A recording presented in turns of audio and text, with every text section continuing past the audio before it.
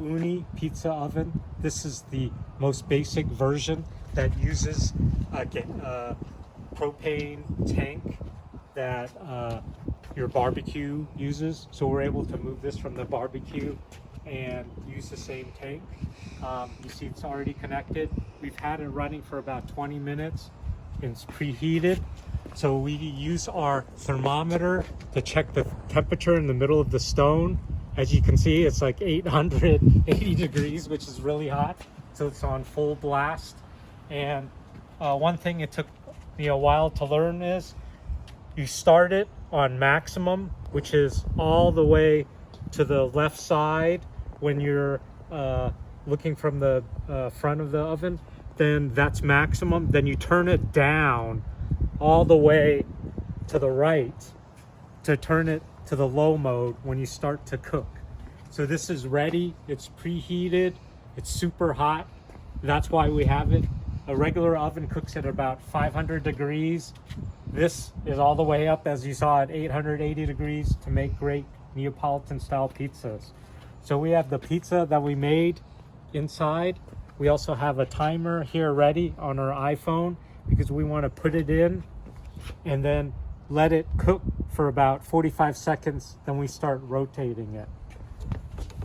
So we put it in and let it go and start the timer. And we don't have to do anything, we just watch the timer. We want to give it time to cook and solidify. That way we're able to turn it. And because the Ooni has a heating element all the way in the back, that area will get toasted first. So we have to rotate it constantly or else that area will turn black.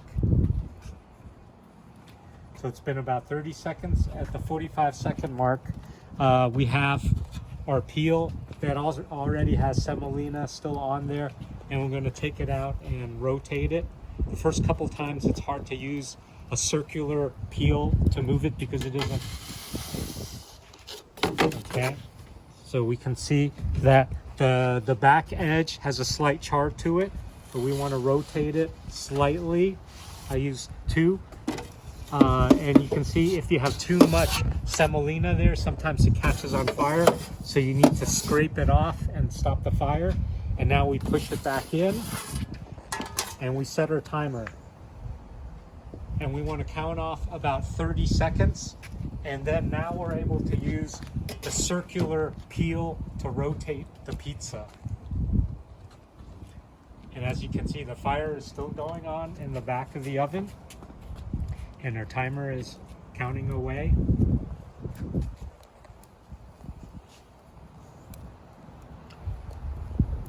And we're just about 30 seconds in.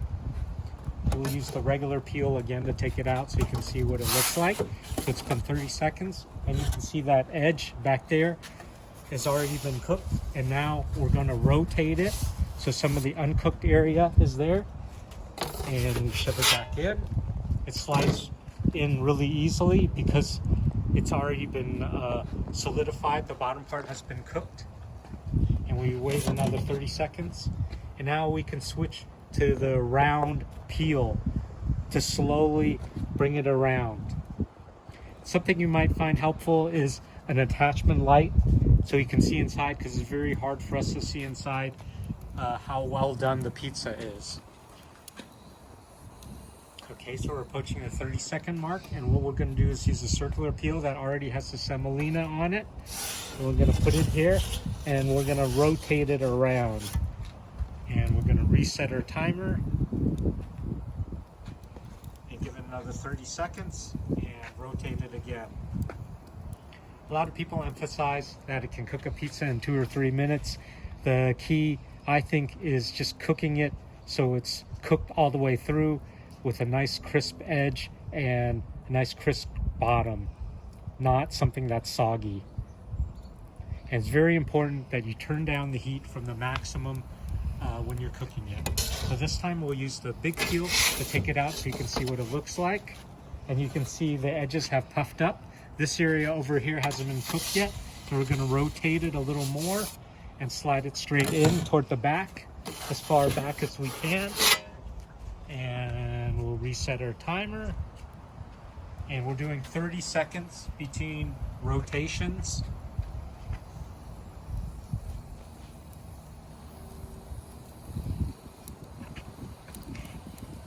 Okay.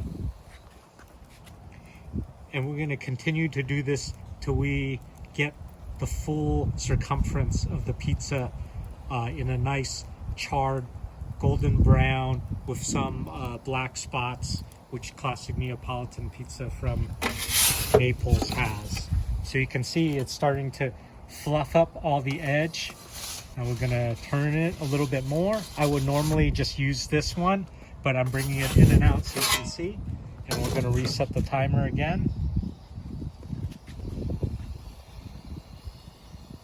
And the timing will vary depending on what type of dough you use. But again, we're using the standard Trader Joe's dough that everybody can buy and use to cook. So there's little variance. When you get more professional, you can make your own dough, play around with hydration and whatnot, but you really need to do that only after you're able to bake a pizza correctly and shape a pizza correctly. And as you can see, almost all of it is charred, just a little bit right here, and you can see it's bubbling there. And now we're gonna put that part in, shove it in toward the back, stop, reset, and start the timer again. Another about 30 seconds or so. Then we'll take it out and we'll inspect the circumference and also look underneath to make sure that the pizza is done. And also here in our pizza finishing station, we have some olive oil in this container and some basil. So we're gonna put basil on top, give it a quick twinge, and some olive oil to help finish off the pizza. In 30 seconds, we'll take it out. So we pretty much got most of it. There might be little pieces where we could cook it a little bit more, like right here. We'll just do a little bit more there. Shove it in. It slides really easily now. And we'll do this for maybe about 15 seconds because it's already had some char. Then we'll take a look and inspect the bottom part.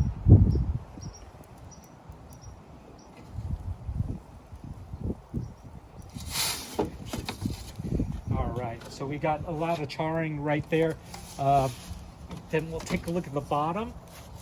We looked at the bottom of it to make sure that it's well done, golden brown, and it looks good. So what we're gonna do now is we're gonna decorate it with some basil, fresh basil leaves. We already have some on the bottom.